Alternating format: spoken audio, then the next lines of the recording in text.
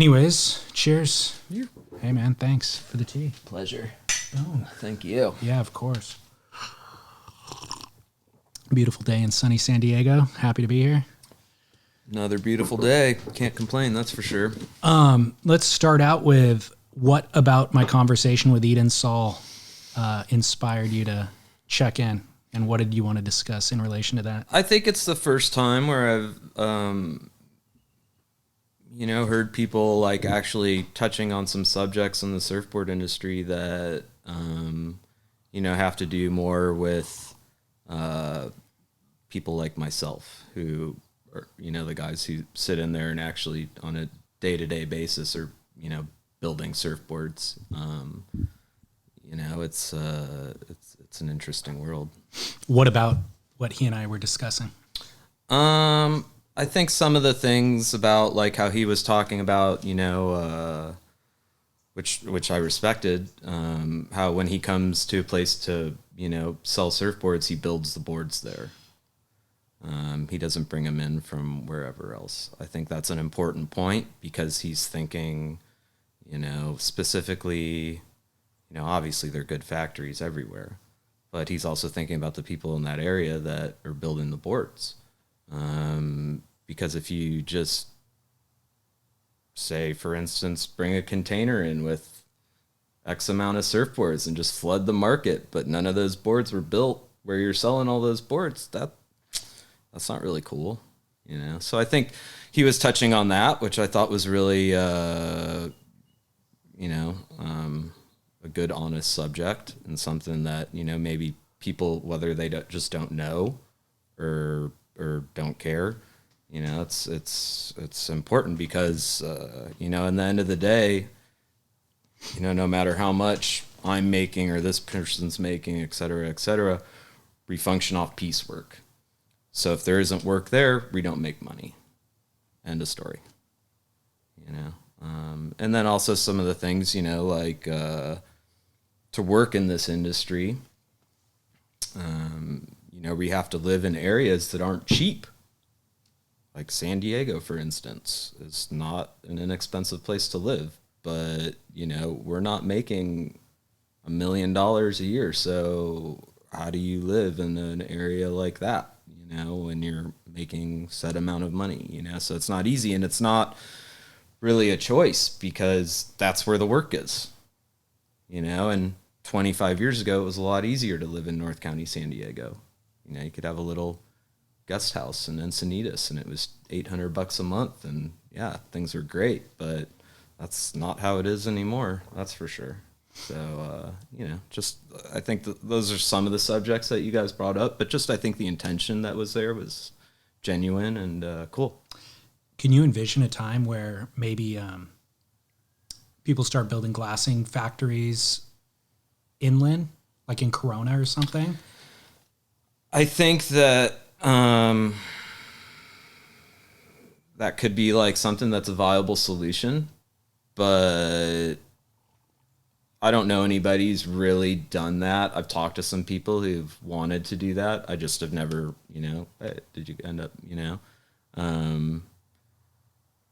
but that could be easier or it could be more difficult depending upon restrictions to build a factory. And, I know probably like it would, some states it's probably pretty cheap, or not cheap, but less, restrictions in terms of air stuff and, all these things. But then also too, could you get resin delivered there? Could Right. you get cloth delivered there? Like, there's a lot of different factors, where like in San Diego, you've got, RevChem, you've got, Ryan at Surf Supply, you've got all these businesses that are established because of other businesses that are here already, so it's kind of this infrastructure. There are also those people specifically are supplying a lot of the marine industry. Absolutely. Which is their profit center. Absolutely. Because they wouldn't be able to make a living if they were just supplying surfers. Yeah, absolutely. I mean, I've done some work on boats and yeah, it's a little more lucrative. Exactly. So the other detail with moving inland is you want to be able to find surfer labor. You find non-surfer labor. Does that matter in your estimation?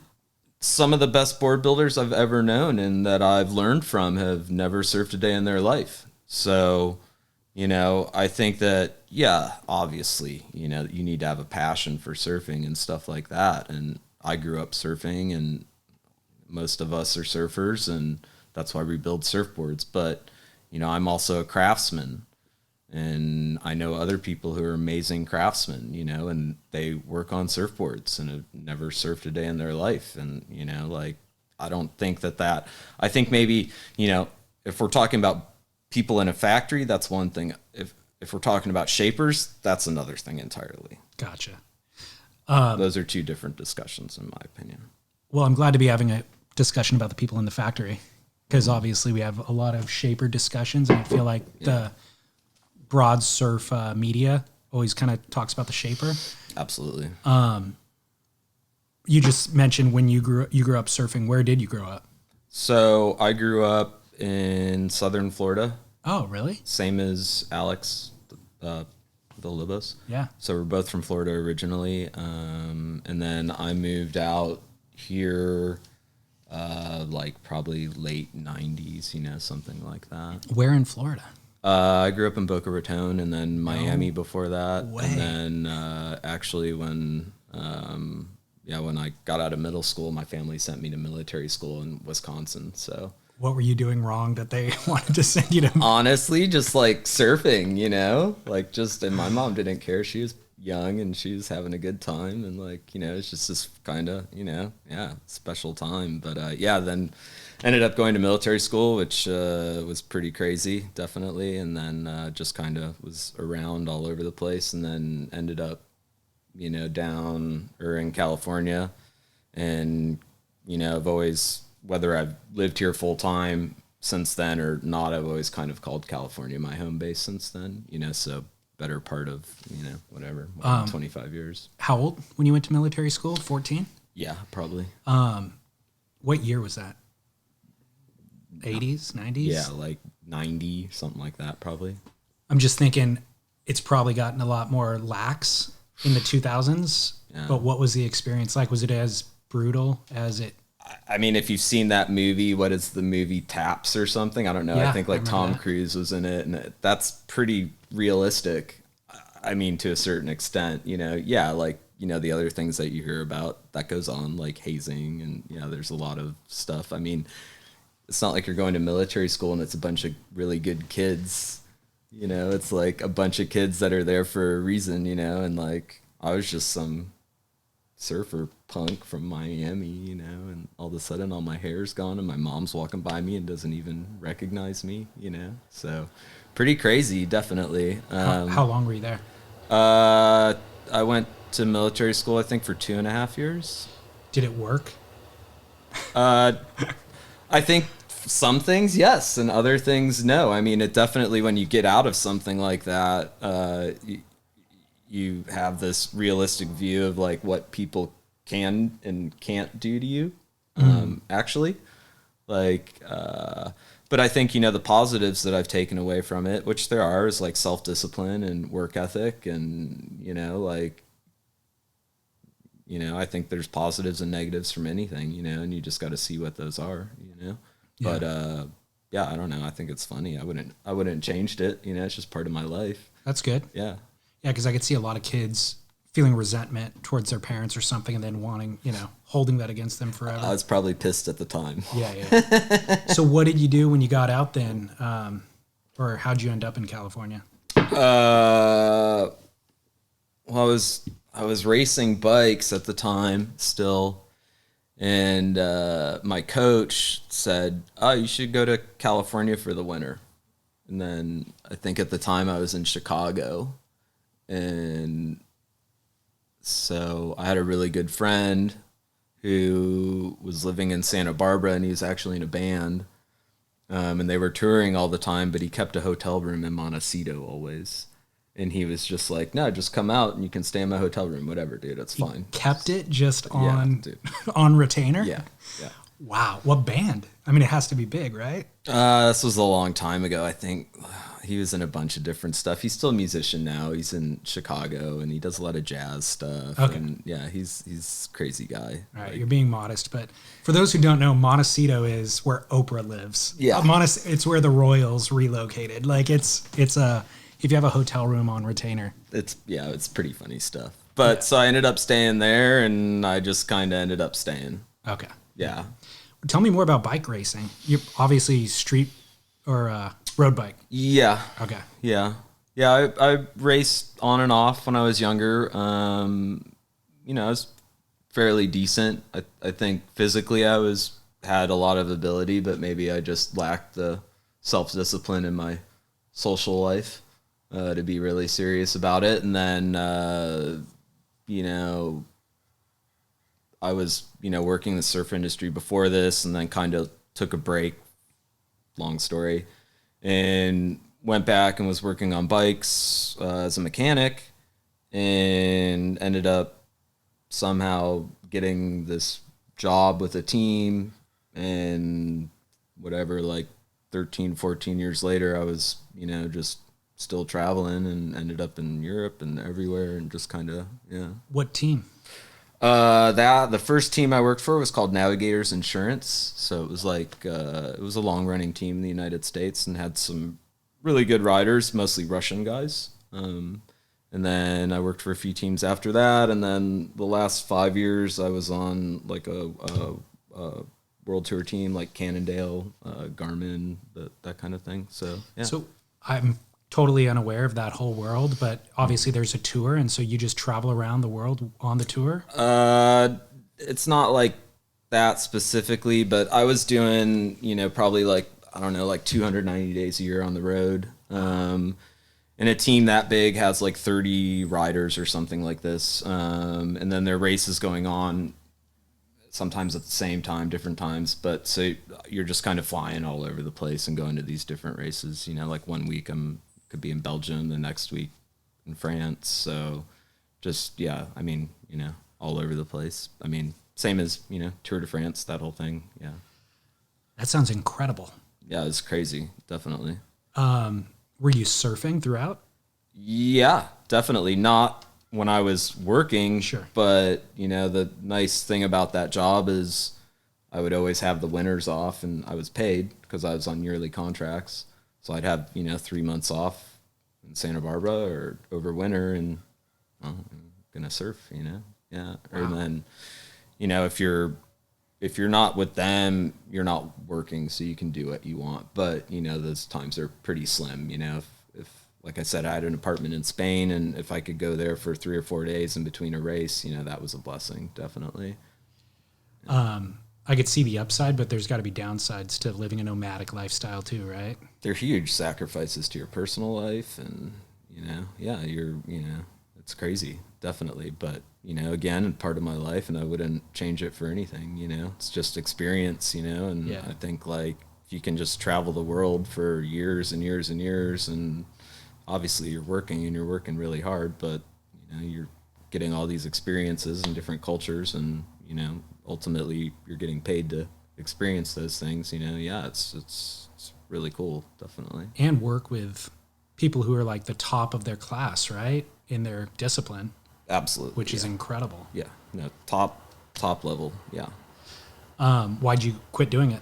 I think probably because of some of those sacrifices that, I just was talking about, after a while, you get older and you're like, oh, how much longer, can I keep doing this? I know a lot of bike mechanics in Europe and who've been doing it a really long time and they're in their 60s and they're not doing super hot from sitting at a bar every night in a hotel for 60 years, and then sitting in a car in a race 5 hours a day, just eating candies and man, that's not a good lifestyle, So I always knew when I reached a certain age, I'd probably stop doing that. I think there was some periods when I was doing it where I probably could have stopped, but then good opportunities came up, so I kept doing it. And then, at a certain point, I just think it ran its course. What did you want to do instead? I've never really thought about it like that. I've just always been, really fortunate and blessed to be able to work with my hands, you know, so I just kind of, you know, I mean, I'm not even a surfboard sander, man. You know what I mean? Don't identify as? No, yeah, let's don't go there. But like, no, I mean, you know, it's like I just kind of like, okay, what am I doing? Craftsman. And yeah, and I just try and, you know, do whatever that is, you know, to the best of my ability, you know, like I think that's really important, you know, like I'm not like worried about what somebody else is doing or being better than them or whatever I'm doing, you know, I'm just interested in doing the best that I can, and like, you know, if something good comes out of that, then awesome. What was your first job in the surfboard manufacturing industry? Would have been like late 90s, like probably, I don't know, I'm guessing, you know, but like 99 or something at PSG. Yeah. What was your job? Well, I had the correct job in a surfboard factory when you start there. This is how it used to be. It was called sweeping and emptying the garbage in a dolphin skinning surfboards and bagging surfboards. Not this, oh, I'm a shaper all of a sudden. What the fuck? Why is that the correct job? Well, I think that, you know, if you talk to people from my generation or before, and I think that, you know, in any industry, you have to look at things in generations, you know, in terms of the work that's being done, especially like in these kind of, you know, things. But, you know, if you ask most of those people, their first job would have been what I just explained, you know, and I think that was, you know, because this, again, back in the day, I don't want to sound old, but, you know, you couldn't walk into a surfboard factory. It was like the Vatican, man. You know, like these were like holy places, you know, and if you were lucky enough to like be invited to even go in there, you were like, oh. And if you were like, as a young guy, were like offered a job in there, you were like, what? Your mind is blown, you know? And I think that, you know, I've heard other people say this too, but it's also too just to see like, can you function in that environment? Do you get along with people? And you know, at least back then, you had to work your way up. What nothing was given to you, ever. So if it was the Vatican, how did you get that job? Well, I moved down here after a winter up north. I was living in my VW bus back before it was cool. And I'll tell you, it wasn't cool even then, but that's what I was doing at the time. And I was down here. I hooked up with a really good friend of mine, Steve Ford, who at the time still is, but, you know, like one of the premier airbrushers in San Diego, along with Hefe. And he was shaping boards for me, and I was, at the time, I think I was working at Pride, which was TDK's shop in Ocean Beach, surf shop. Okay. I just went in there randomly and was like looking at boards, and the manager was like, "Do you want a job?" I'm like, "Sure." So I worked there for a little bit, and then Ford called me one time and he's like, "Hey, this job's open at the factory. Do you want it?" Of course I want it, you know? And yeah, that was my first introduction to, you know, an actual professional factory. And, you know, back then they were a lot different than they are now. I mean, this place is cranking, you know, easily 100 boards a week, same as Diamond, you know. I don't think people realize, you know, the difference. No, they don't. Yeah, they have no idea. Definitely not. Yeah. So you start off just doing all the grunt labor, essentially. Mm-hmm. Who are you working under, and what was were you drawn to sanding? How did you end up in sanding? What's that path look like? No, I mean, it's funny, but, you know, initially I started there as like shop grom, whatever, and after a while, I instead of working on surfboards, I actually went in a different direction, kind of, in that time period, and I was the production manager of the factory at a certain point. Okay. And this was during like the Cane Garden explosion. And then I was working with Pat Rawson a lot as well, which was really cool. and some other people as well. And then, but I was kind of on a different side of it. And then it is, but you're in this environment, and I work with my hands, and obviously that this entire time I'm learning, absorbing. I think one of the only reasons I was able to like function in that kind of capacity back then at that young age was because I needed to keep my fucking mouth shut. But yeah, and then I was able to like hire some really good friends at the factory, and I was just kind of doing that, which was really cool. And then I think at a certain point I started polishing for a while. Just because it needed to get done or something? Yeah, it's just like one of these things where it's like, same with sanding, I've always worked on surfboards, even when I was working on cycling. I would come home and I'd be building boards at my garage, or I'd go work at CI for a month or two just because I was bored or whatever, But when I stopped working in cycling this last time, 7 years ago or something, I'm like, oh, what am I going to do, I go work on surfboards again, and instead of trying to go get a job somewhere, I ended up just opening my own little shop in Ventura because I knew I was a little rusty and I needed to dust the cobwebs off.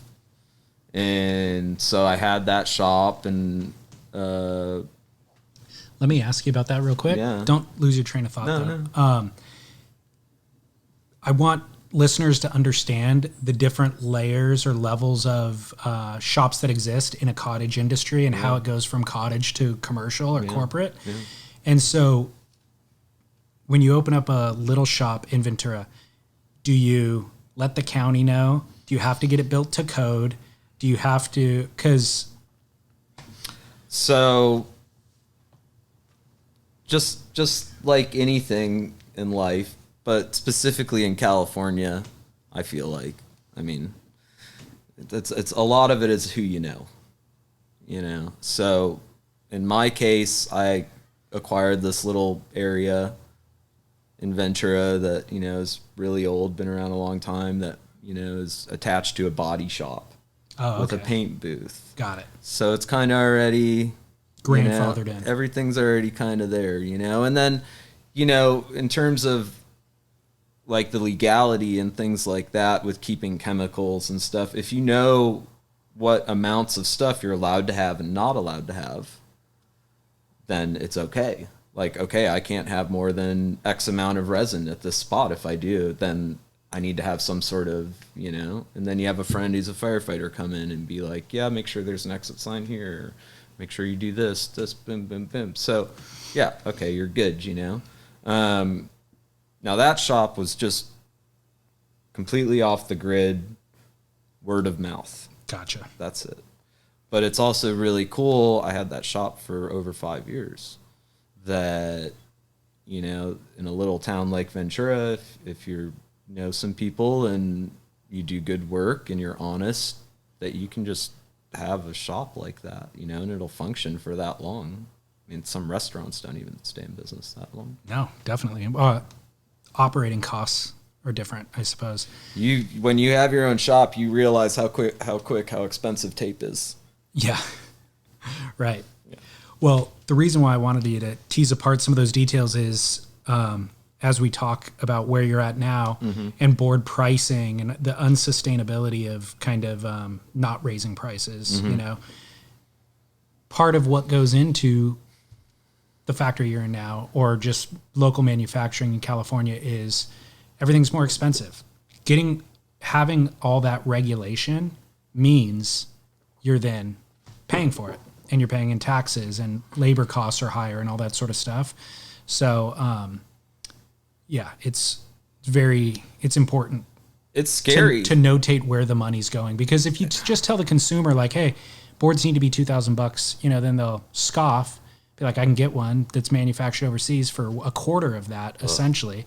But it's like, you need to know where those costs are going. It's not that people are getting rich off of it, I think that there's like two trains of thought with that. I think that, on one hand, you have a lot of people claiming to be shapers or board builders that, you know, probably are just kind of getting something off a machine that's from somebody else and just and getting it glassed and calling it their surfboard.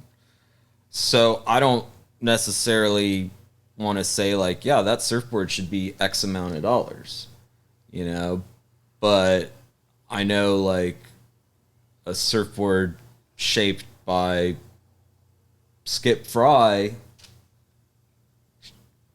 should damn well be $4,000. Yeah. You know what I'm saying? So there's I don't want to say a discrepancy, but I mean, and they're different markets. I mean, like, what's a CI cost in a shop right now for a clear shortboard? I don't know, probably like $1,000 or something. I'm guessing. I think it's under. I think guessing. maybe 800.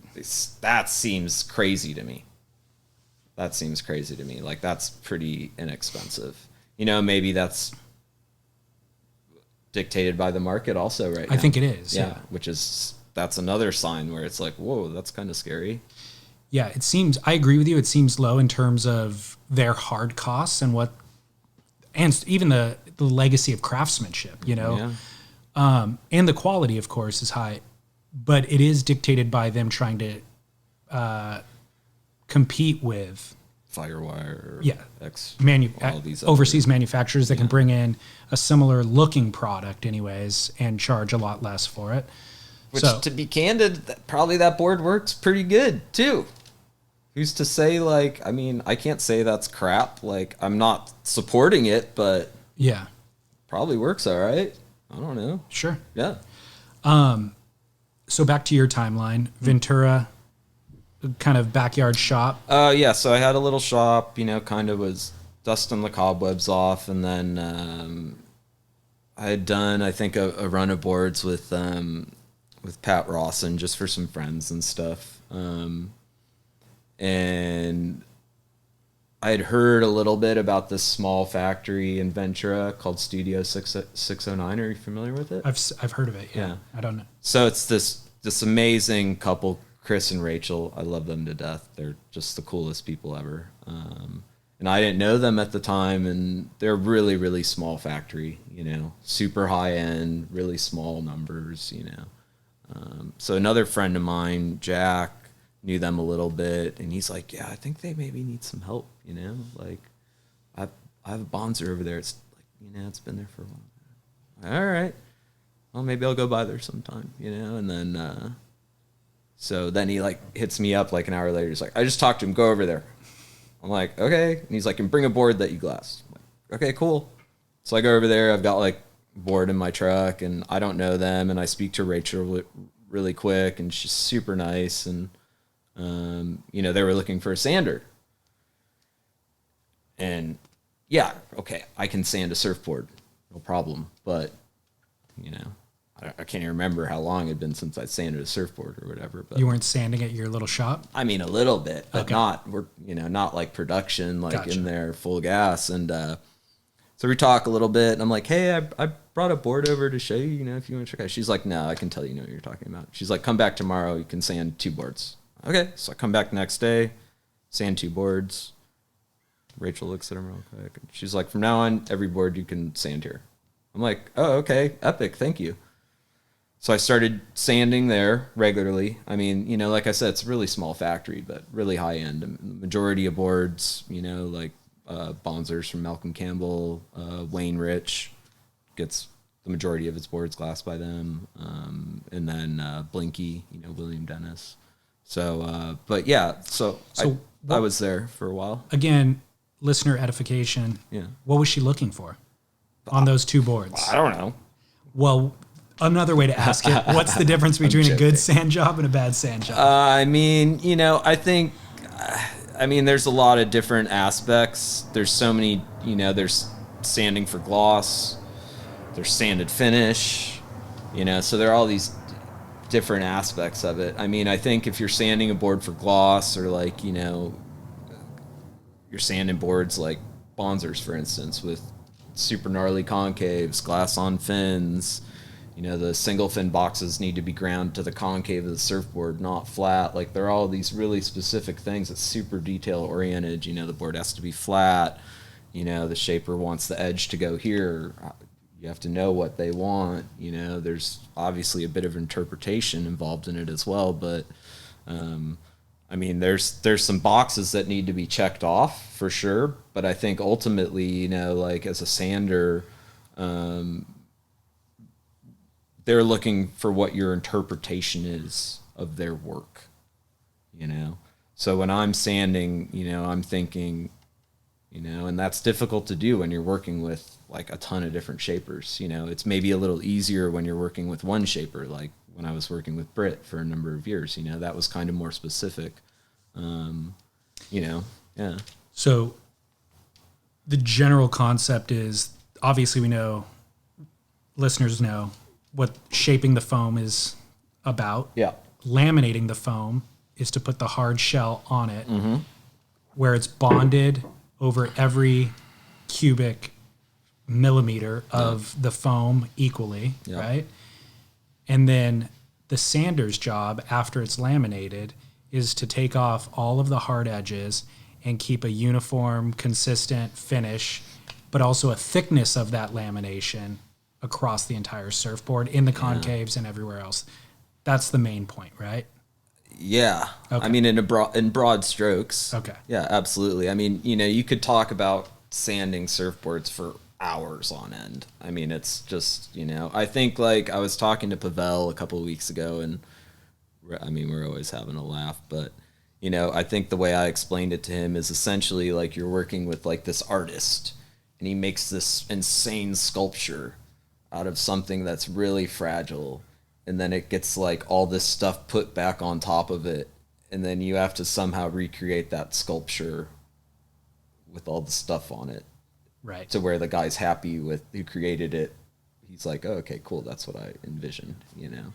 Got it. Yeah. And also not sand off too much and create a vulnerability in the surfboard. Obviously. I mean, you can absolutely 100% kill a surfboard by over sanding it or getting it too hot or not sanding a rail correctly for that apex or blowing edge off in a certain. I mean, there's so many things that you can mess up. And then when you're sanding, at least me, when I'm sanding boards for gloss, I'm sanding them with 60 grit and sometimes even 40 grit, you know? So I'm more of like back in the day style guy, you know, like I'm pretty aggressive, but you know, I'm also sanding the deck on a board in 3 passes and it's done. Okay. You know?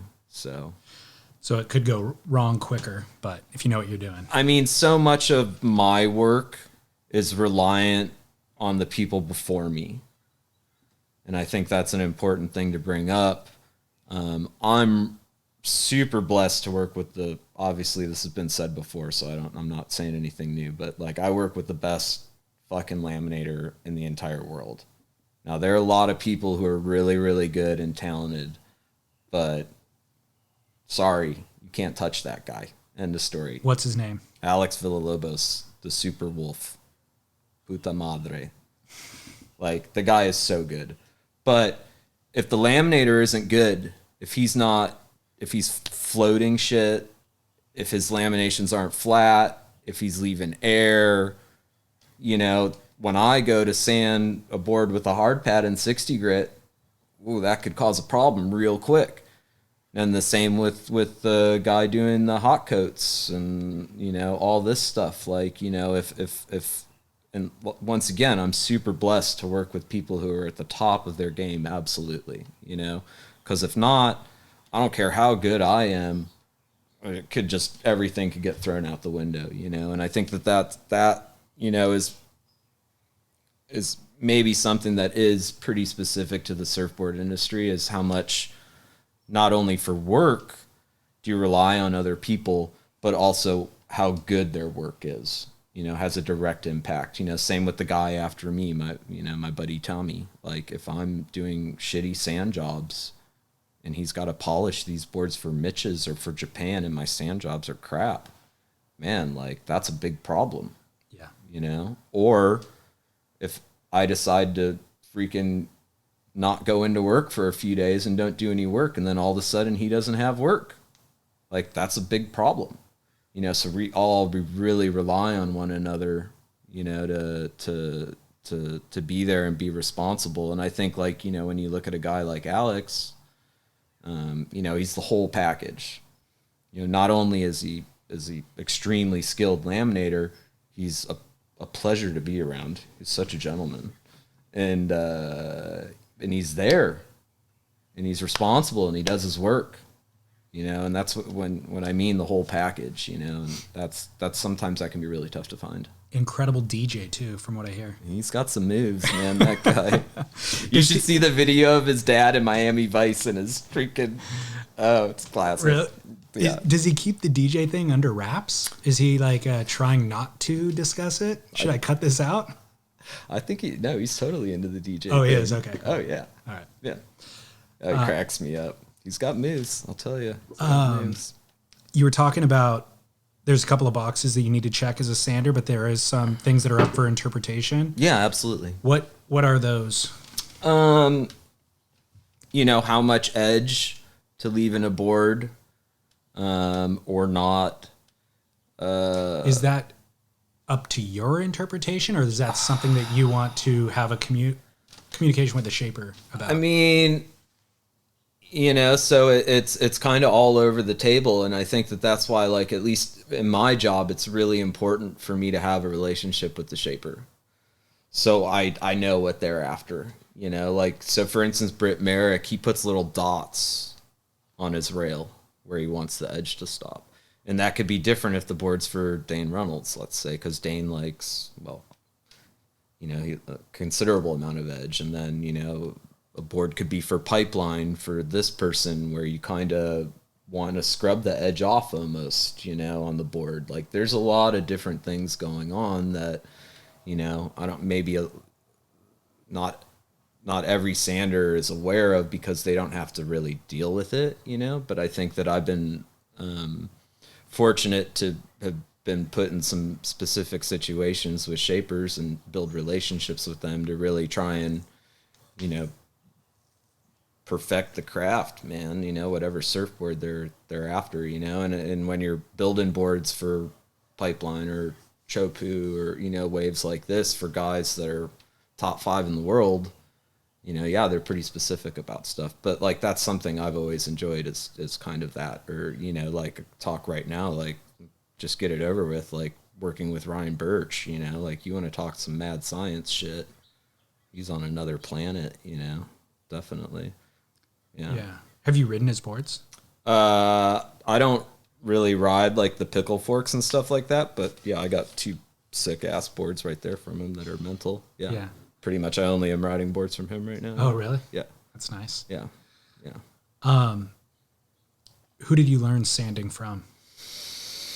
Well, I think it's just a you know, cumulative of just being in factories over the years. I mean, I think when I was a young kid, you know, the main sander at PSG would have been Jan, and then the other one would have been Tracer, and Jan was insane. He had a TV in his room, and I think he drank like a case of beer every night while he at least one beer aboard, and just a madman, but an insane sander. You know, I remember being like young and watching him grind boxes with a 5,000 and just being like, how does he not mess that up? But, like, that's what I do now, you know. But I think, you know, that the first kind of production job I had in a factory was polishing,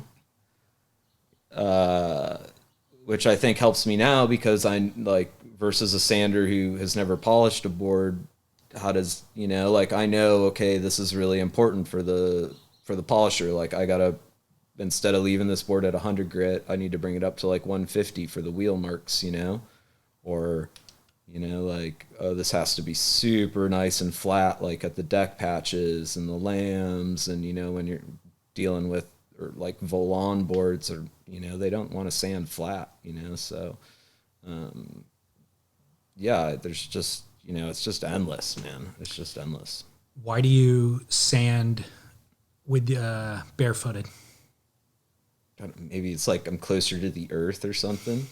I don't know. There's so many things that, like, you know, when you're doing work like that, you have to be like in the right headspace. And, you know, there's just something about, I can't wear shoes when I'm sanding. I have to have like a really nice floor in my, like, if you see my sanding room, it's pretty legit. You know, it's got like a nice cushy floor and I don't know. I just can't, like, you're walking in their laps, man, like laps. But I also like was turned on to this, like physio years ago, this really nice woman in Ventura. She's helping me with my back and stuff. And she's like, stop wearing shoes.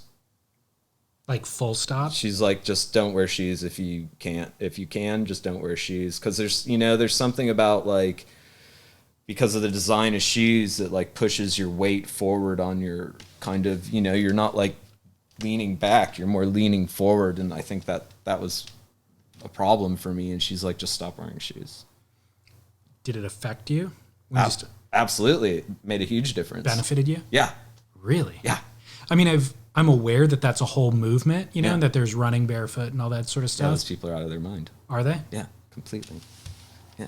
But you see the benefit of it. So what part's out of their mind? I mean, can you imagine running like a marathon with bare feet? Like, dude, your feet would be so... I'm in there on a nice velvet floor. Yeah. I got the red carpet for me. I mean, but these guys, that's insane. It is. Well, yes, it does sound insane to me, but I would think that you're built up a tolerance, you know, and your feet would get tougher and all that sort of stuff, and that they'd be able to. I mean, that's like when you're building your feet up for Rincon in the winter because you don't want to wear booties. Yeah, I guess so. Yeah. So how is the industry, let's do a kind of economics conversation. Mm-hmm. How has the industry changed since from when you entered the space? Was there a way to make a viable living when you entered the space, or would you always be just renting an apartment, let's say, near the coast? And now, of course, we can't afford to rent an apartment at the coast anymore, but was there a viable way to make a living? I think that's an interesting discussion because I did take a break from it for a considerable amount of time. Like kind of when I left was probably right after in the same time period of like Clark Foam closing down and, you know, the apocalypse of surfboards. And, you know, I remember all that and being around then. And then I left and Diamond was still going. PSG at that point had closed down technically, but had been rebought. But unfortunately, those guys are just in over their heads, so it didn't work out. And I mean, that factory was massive. I don't know if you ever had been in there, but no, I haven't. It was insane. But that infrastructure, that lifestyle, those guys were all still around, you know, at that time period. And then I took a break and came back, and then it was absolute culture shock for me, where I'm just like, this is a completely different landscape now in terms of the surfboard industry. I think back then it was viable because all these guys had mortgages, all these guys had kids, they all owned houses, they bought property, like, so yeah, it was viable back then. And I think a big part of that was these guys worked hard, busted their ass and did 100, 120 a week. And it was a lot cheaper to live here then. Right. You know, now I think there's more of this trend, at least from my perspective of the surfboard factories that I see around now, where the top ones are maxing out at 20 to 25 a week. So it's just completely different. And, you know, like I said earlier, like, it doesn't matter how much any of us are making per board. If there isn't boards there, we don't make money. Right.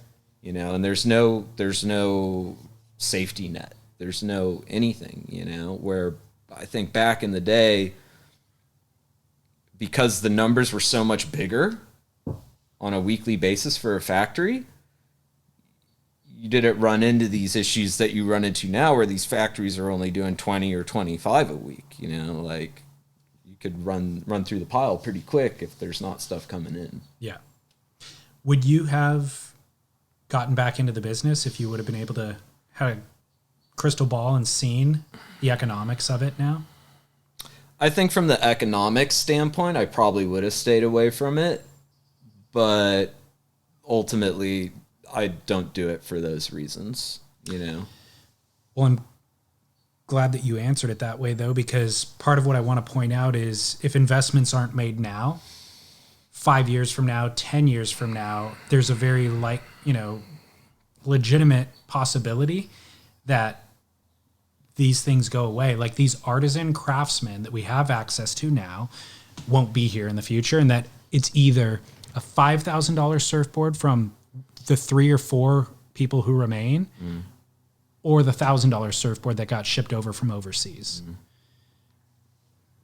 And so I think it's important for you to acknowledge that and say it publicly so people understand, like, hey, bumping the price up to $2,000 means we have a cottage industry that can be viable locally, and we can get boards from shapers who can tailor it to our specificity with artisan craftsmanship, and I think there's more of an emphasis now on the kind of work that we're doing. There is, the yeah. higher end,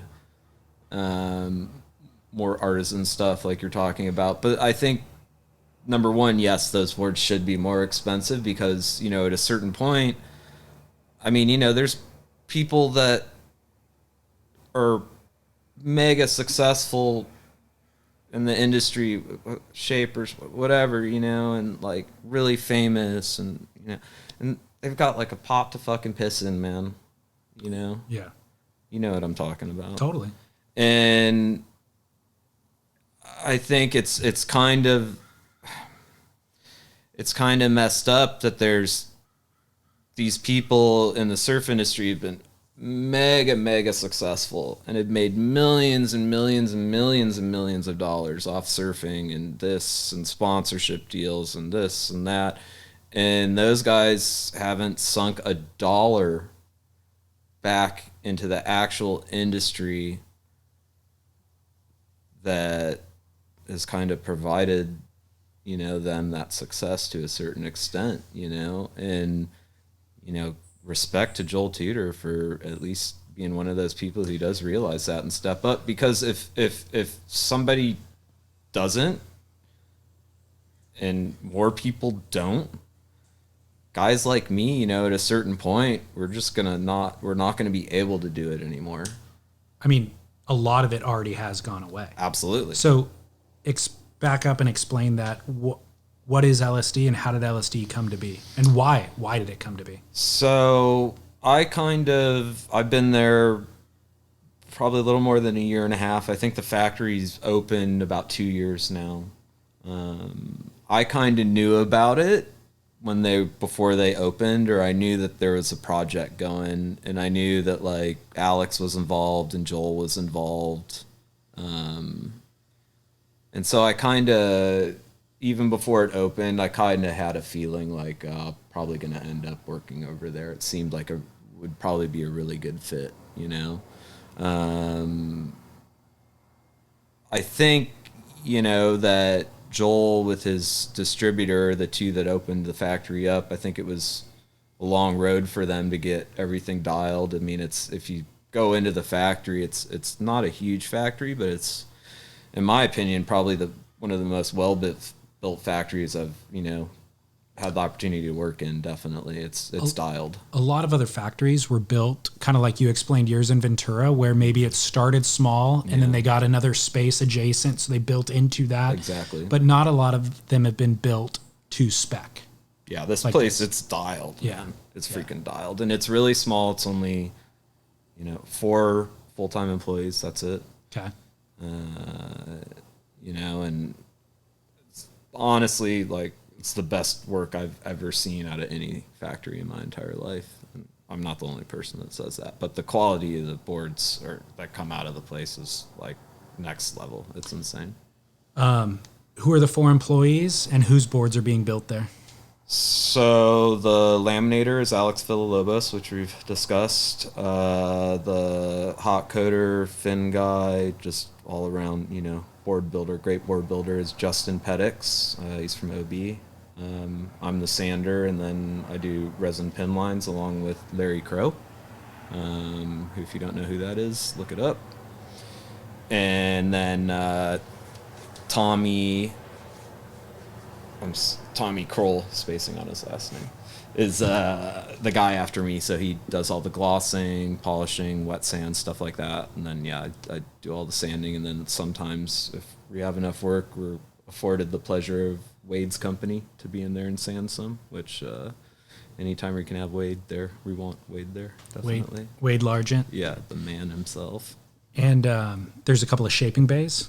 There's 2 shaping bays there. The boards that we've been doing, we do all of Jeff McCollum's boards, which he's the man. He's an awesome guy, great to work with. You know, like just has different ideas, but everything he does is just really, really cool, you know, and he's a cool person, good shaper. Derek Disney, we do his boards. Pavel's when he's around, which you know how that is. But yeah, Pavel's, we do the Hermosa boards, which is a little surf shop in Bird Rock, which is rad. If you're down there, go check it out. I've been into that shop, Yeah. and those boards look amazing. The aesthetic of the whole place, like Totally. yeah, Yeah. it's owned by 2 brothers, and they know what they're doing. They're really good guys. So we do their boards, some Alex Lopez's from time to time, and then all the Ryan Birch stuff. Yeah, which is insane. Yeah. Yeah, yeah. You said earlier when we were talking about imported boards manufactured overseas, those boards probably work well. I mean, I've ridden a pop out over the years, and I've been like, whoa, this thing's, I mean, you know, I'm not going to say like, oh, this is shit, because who knows, it might work halfway decent. People use the word quality, and Yeah, so, I mean, obviously there's design quality, you know, of boards that work well. absolutely. But then quality also in terms of durability and like how long a surfboard will last. Would you make an argument against those overseas manufactured boards in terms of the durability? I mean, obviously, I'm going to make an argument against it because it affects my paycheck. Yeah. Well, obviously, yeah, you have skin in the game, but Yeah. realistically, is a board manufactured, let's say, or more broader, a board that's a factory that's manufacturing a lot of surfboards, can they maintain the level of quality of what you guys are putting out, do you think? No. Okay. No. So there's even just based off they don't have us. your guys' skill sets, Yeah. of course, but is there a way to scale up? Or is there an inverse relationship between number of boards put out versus quality? I don't think necessarily that the two correlate. I think, you know, you can get burned out, but if you have good people in there who are professionals, like, I mean, I'm capable of doing some numbers for sure. And so I've, you know, seen other people who are really good, and like, you know, you could be really good, but if you're slow, you're not making money. So you got to, you know, that's part of being a professional, is being able to do it in a timely fashion. You know, like, I'm going to go in there and sand that glass on keel fin with a loop in an hour, and it's going to be fucking perfect, you know, and I've got my routine down, and every single board is done exactly the same. There's no guesswork involved, you know, and with sanding, like, you know, the machine doesn't lie. Like, it's all right there in front of you, and the machine's going to draw it for you. Yeah. If, you know, and you just keep doing the same thing. Boom, boom, boom, boom, you know. Is there a way to automate? The robot. Devin talked to me about this. I don't know. I've never seen it. I think it's bullshit. So the only automation conversation we ever have in terms of board manufacturing is the shaping machine. Don't they have the robot in Australia though, or something? I've seen the robot. You've seen the robot? Yeah. Maybe I've seen a picture. Kinna Road, I think, is the name of the place I was at. It's terrifying. So outside of the surfboard, again, this is kind of an economics conversation, because if you're in aerospace, you can afford to build the robot that'll do all the tasks for you. And the robots, obviously the technology exists to do something from start to finish. Yeah. 3D shaping machine or 3D machines and stuff. Yeah. But in regard to surfboard building, we've seen shaping machines that can finish a board, other than maybe the robot in Australia, they can finish a shape 90%, maybe 95%, right? Is there a version of that for laminating or for sanding? And could you see it ever getting to that point, if you being replaced? Probably. I mean, to a certain extent. I mean, if you said no, you'd be an idiot, right? Because, I mean, the shit they have now is insane. But, I mean, I don't think, like a person working with his hands with years and years of knowledge and not only working with the materials, but over, a big part of what we do also is like a history lesson, because let's be honest, like nobody's really created anything new in the surfboard world in the last 40 years except for Birch. Sorry if I'm insulting some people, but essentially the surfboard world is circles of something old that's popular, like a new combination of two old concepts. What's going to be the next big thing? Mark my words, the 80s glass on thruster egg, like, I mean, it's just all circles, like nothing's new, so like, but so when someone comes to me and they're like, oh, Alex, this board had 80s rail, I know exactly what that 80s rail is. It's like you leave hard edge the whole way, then at the end you chirp it off so it's not sharp, but you want that definition, it's like, so, is some 20-year-old kid trying to learn or sander going to know what that means? Absolutely not. So it's also like, and I think that's where like Joel comes from it, because he's like, obviously he's Joel Tudor, but like, he's also like this curator of culture and history, and he acknowledges those things. And I think he acknowledges also like the knowledge that we have in our heads from those time periods, because we worked with those things or we rode those boards, or, and I think it's scary when that's kind of lost, I mean, you think about all the guys that I learned from, they're not really working on surfboards anymore, or if they are, in a really, really limited capacity, Yeah. And I think, one of the biggest, influences on me, when I was younger, was being able to work around all these just amazing people. And I think what was really cool about it too is like I came in and I don't fucking know who any of these people are, like first time I met Mike Hinson, I was scared of him. I'm like, who's this fucking guy, dude? He looks shady as shit, and then I got to become really good friends with him, but just being around all those people, you learn a lot from them. But also, it's scary to think about when, all that history is kind of is gone, Yeah. I mean, that's half the reason I do resin pin lines, is just to keep it alive. Really?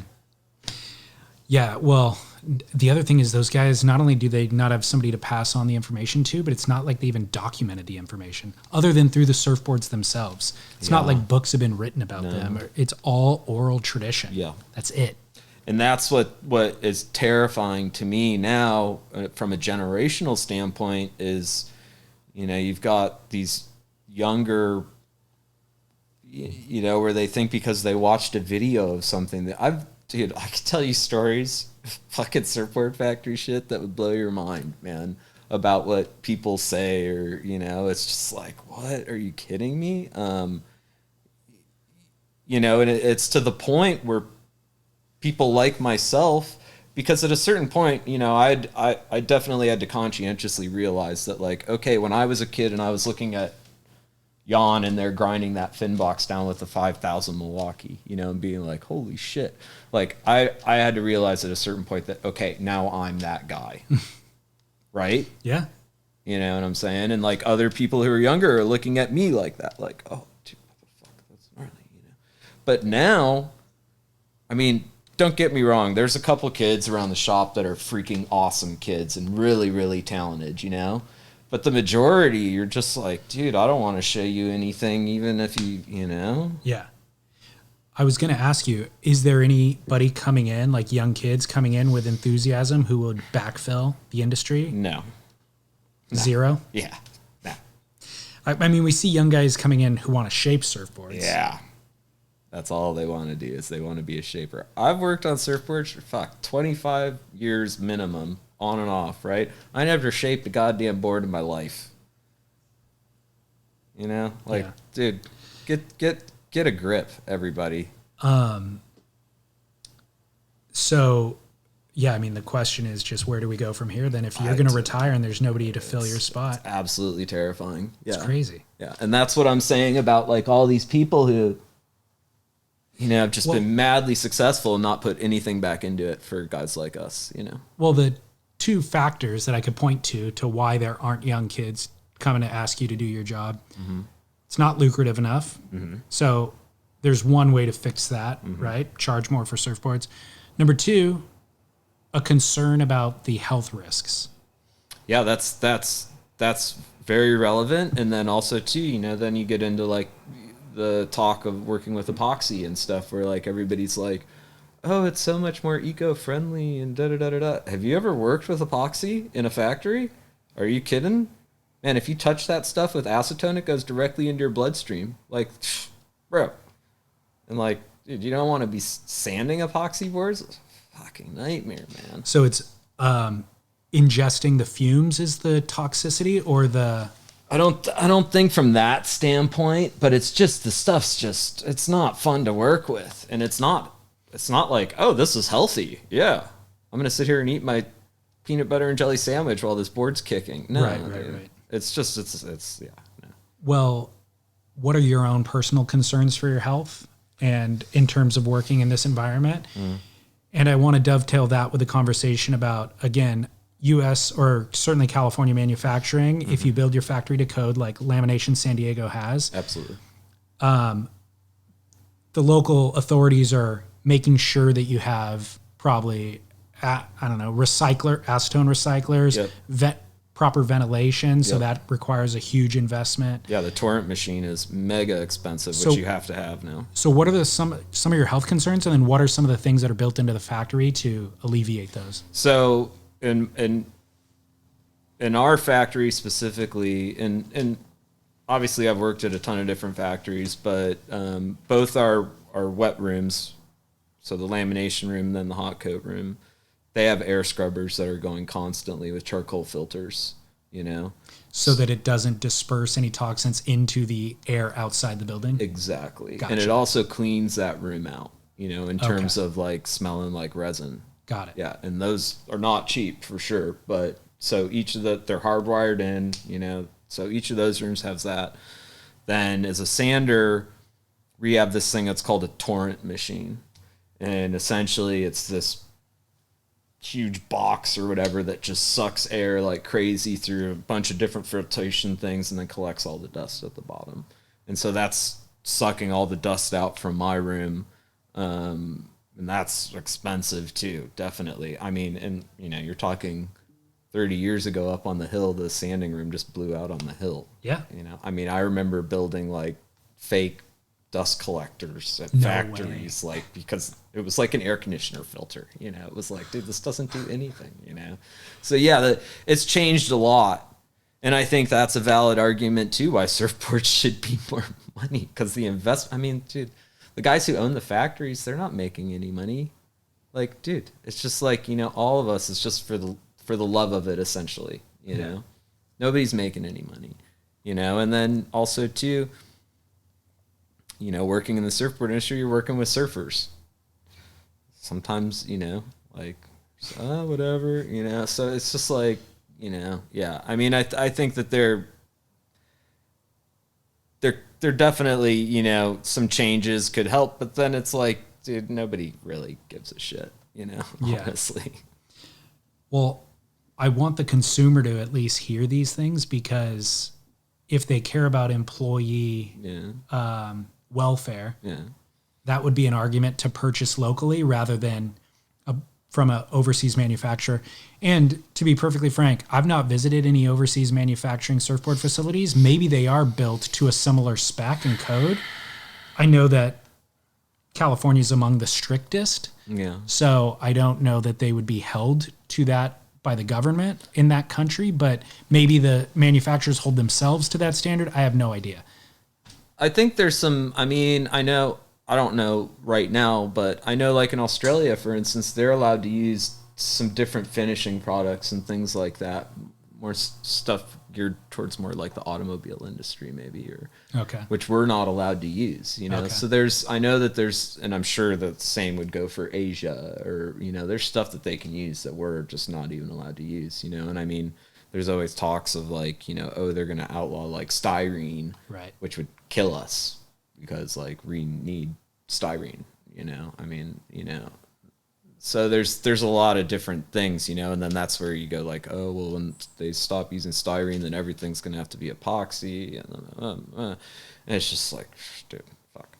Yeah, it's insane. It's already challenging enough. It's super challenging. Yeah. I mean, yeah, on the one hand, it's like, oh, why don't people invest in this more? Why don't people it's like, well, they don't, because it's a nightmare. Yeah. You know, and like, so it really has to be like, if you're going to do it, it's a passion project essentially, you know?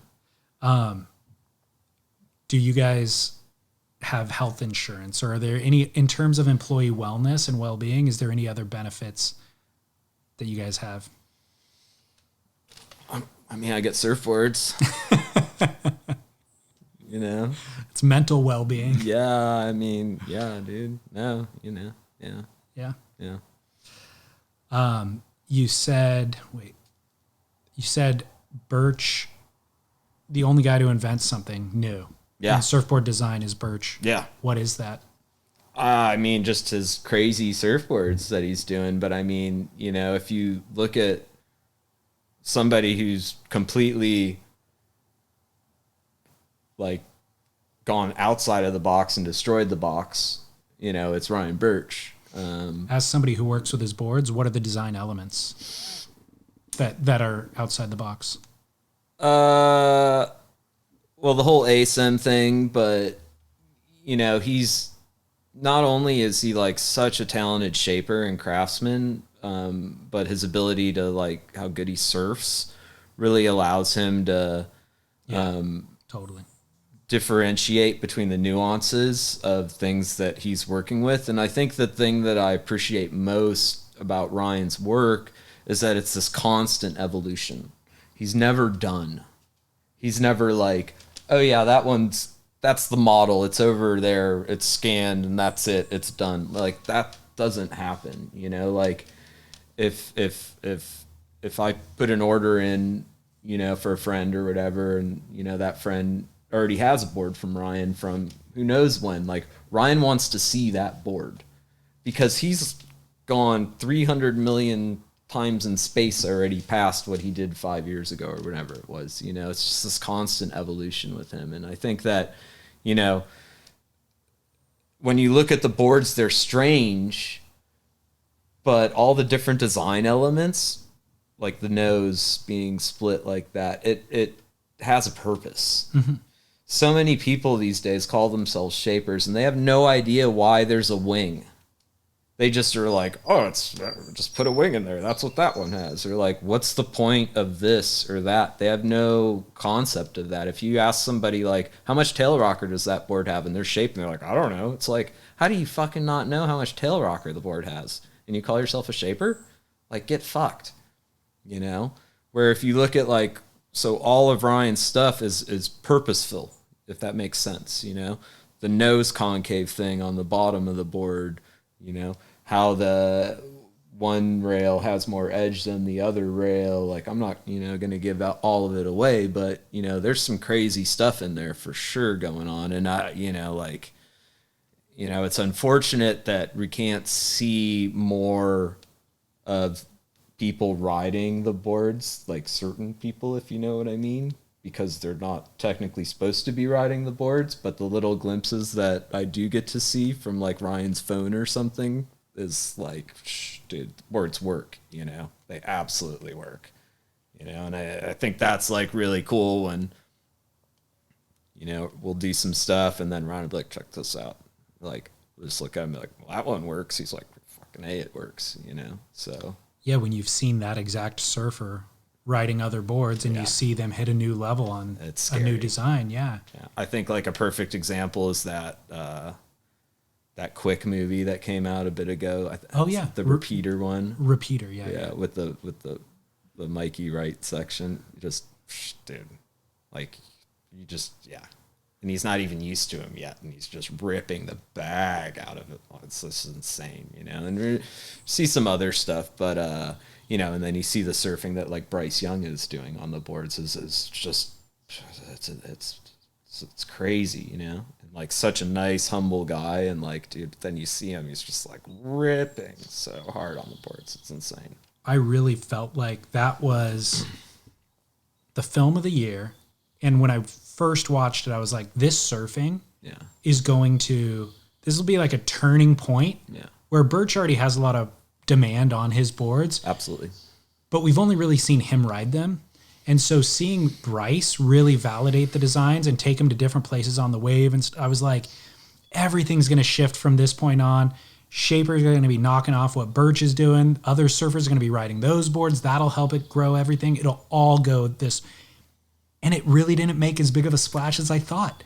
I've even checked that video more recently. I rewatched it, and the number of views that it had was a fraction of what the Torn Martin film got or whatever, you know? So and it was interesting. just like, but I think maybe too, like, Bryce is a pretty soft-spoken guy, and like, you know, he's pretty mellow, and that's what makes what he's doing like even cooler, you know? But so was Dane, and so was a million other people in the history that had a huge fan base. Yeah. I was just shocked that didn't splash as big as I thought it would. Well, I mean, maybe that goes to like the old thing where like, you know, when they say in contests, like, oh, you have to ride, it has to look like a shortboard, you know? And like, what would happen if like one of these guys paddled out on a pickle fork at a contest? Like they wouldn't even know what to do. They'd just be like, what is that? Totally.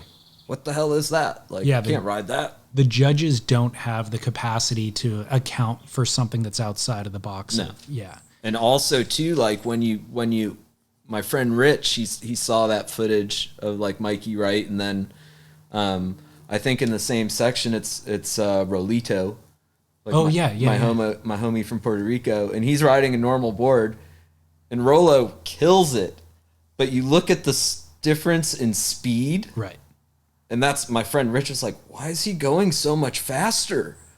You know, I'm like, I don't. And he's like, I want one of those, you know, immediately. And like, so I think that certain people are just going to be on it immediately. Like, I got to get one of those. But then other people probably look at it and they're like, what is that? I mean, before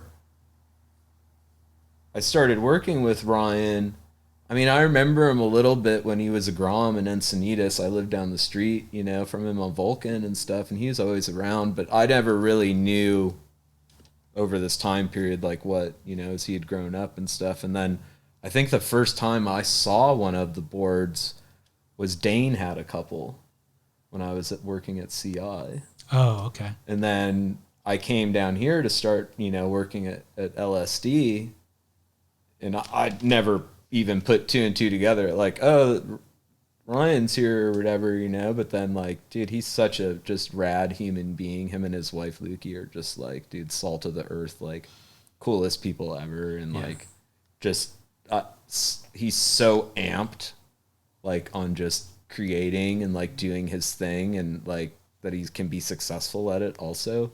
You know, it's really cool to see somebody have like so much talent and also be able to like utilize it and make a living off of it. I think is really like a beautiful thing. It really is. Yeah. It's a rarity. Yeah. Whose surfing do you admire? Like who am I into these days, surf wise? I mean, obviously Birch, you know, anything he does. Like I love that last trip he did to Skeleton Bay. We got to see a couple sneak peeks. That was pretty epic. I mean, yeah, obviously him, Tosh, Joel's son. It's been super cool to watch. Just a freaking barrel hound. So yeah, it's been really fun to work with him. Kind of the other Grom that cruises with Tosh, Kobo. Oh yeah. Yeah, Kobo's the man, dude. Good kid. I really think like one of my favorite surfers still is Eton Osborne from Ventura. he's a really good kid. Yeah, he's cool. I think he's rad. Obviously Dane, like, just a beast. Yeah. But you know, I think I followed like the whole surf contest thing and stuff a lot more when I was more directly involved, you know, in it with making boards for guys on tour and stuff. Now it just kind of is like, I don't have any like anything invested in it really, so I don't really watch it. I mean, I might watch like the pipe contest or something like that, but not really. Yeah. You know? I mean, I don't even follow Stab or anything like that. You know, it's just kind of like, yeah. Yeah. Is there anybody who you would like to get a surfboard from? Or who's on the list of people you'd like to get boards from? I'm going to speak directly, and I'm going to say that I've been waiting many, many years, and I would like to get a board from my good friend Wayne Rich. Yeah. I've ridden some of Wayno's boards, just like stealing them in the water at Rincon or something, and they're so insane. And obviously I've built a ton of his surfboards, and he's a really great friend, super close friend of mine. And, you know, as far as like quality human being and quality shaper, he's the freaking man. Nobody like can touch Wayno's finish work. It's just disgusting. Like when you see him bring blanks in, like they're like perfect. I mean, as perfect gets, you know? So, what would you get from him? whatever he'd want to make me. I don't know, either a nose rider or kind of, I'm more like into these speed shape boards these days, like kind of wide point forward. Like the main one I'm riding now is I think it's a 9.3 from Ryan, you know, kind of like down rail, pretty aggressive, but I'm into those kind of boards. But yeah, I'd be amped to get a board from Wayno. You know, it's those things where you're working with people and you know them so long, but like you just, yeah, I'll shape you a board. Right. Like, oh, sick. But like, I don't even ask really I don't ever ask like, hey, could you shape me a board? Like maybe once I will or something, but you know, but you always get one eventually. Yeah. Yeah. Yeah. What surf media? You said you don't really watch the WSL or anything like that. What surf media do you ingest at this point? Is it all through Instagram? I think the people that I follow on Instagram, that you know, the surfers that I follow, like, I still look at Surfers Journal when I can. You know, I think that it's a really nice production that they're doing. But you know, off the top of my head, I can't really say I follow anything, dude. Really, yeah. I mean, I'll see like, you know, some stuff from Joel or you know, Yeah. I don't really, yeah. It's interesting, like things have gone back to the old way of life in surfing, I think in a lot of ways, where it's gotten so big and corporate that it's almost like all that blew up. Nobody cares anymore about the WSL. Nobody cares anymore about the brands. And you were saying earlier too, like people have a more appreciation for the style of boards that you guys are building. That's true. But back in the 70s and the 80s, people had an appreciation for those high quality boards, Jack Reeves, Dick Brewer, like all of that stuff. Surfers knew who were the guys, the quality builders, and they had a huge appreciation for those things for a period of time. And I feel like that's kind of where we're at now, where you can still have your own surf experience. You can access great quality surfboards. You can access tons of quality surfing and kind of pick your own path through it without being fed the same thing through a couple of different magazines and a couple of different brands, you know, and like 10 pro surfers or whatever.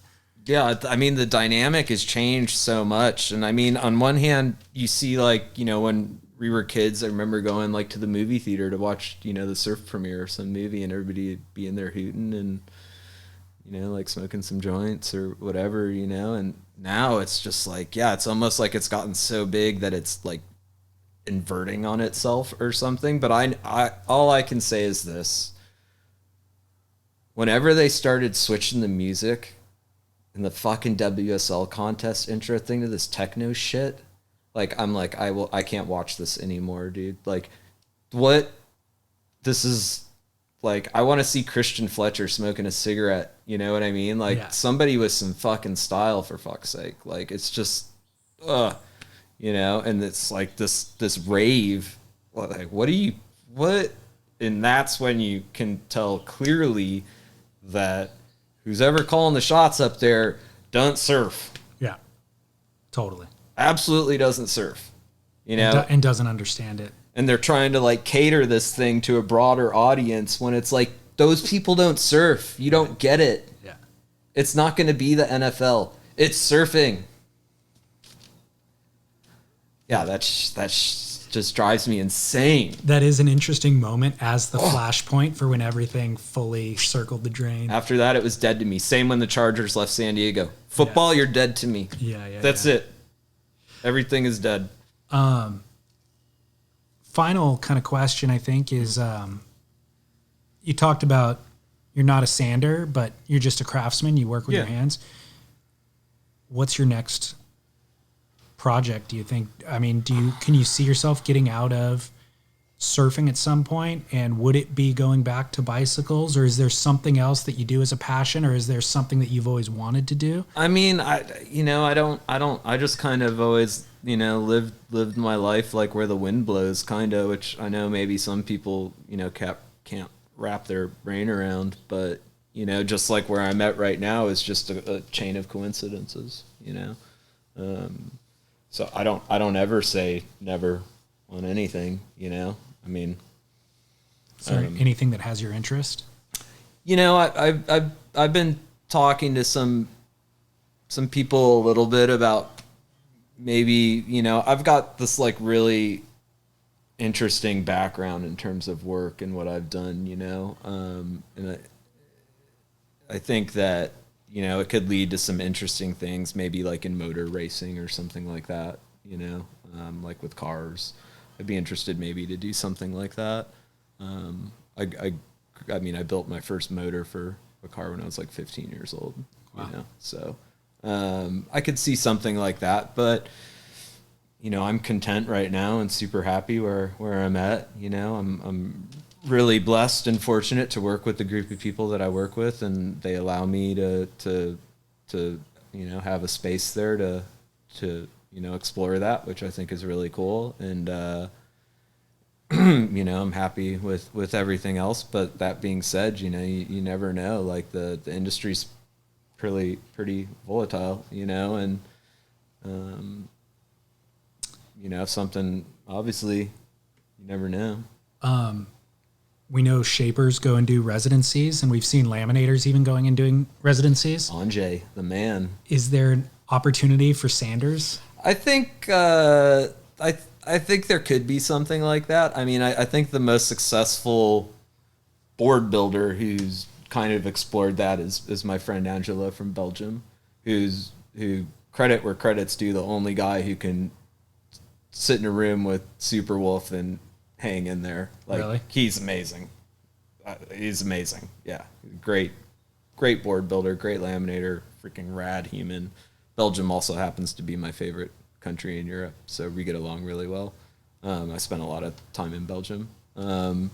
But I think what would be really cool, and like, I'll pitch it here if anybody's into it, but like, have a team, some really crack board builders, like 2 or 3 guys that would just travel around. Obviously, there's some, it's never, you get used to a workspace, and changing workspaces can affect your work, so it's a little difficult, in terms of like just going into a place and being like, all right, let's do it, but there's established places, And I think, like I know, for instance, in France, they're opening up a whole huge, Yeah, UWL. Yeah, and they're super nice guys, and it seems like They're incredible. Yeah, I don't know if that's, I know like in France there's some different things in terms of like support from the government or the country and stuff. So I don't know if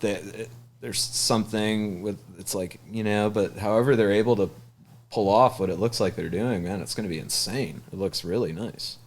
Yeah, it makes sense though that like if a laminator is going to do a residency somewhere, that they would then bring their sander with them. Yeah, it made sense, because like you said, that relationship is kind of important. Yeah, I mean, like ultimately, like you want to bring people in, and you know, you want to have like, you already want to know what you're getting. Yeah.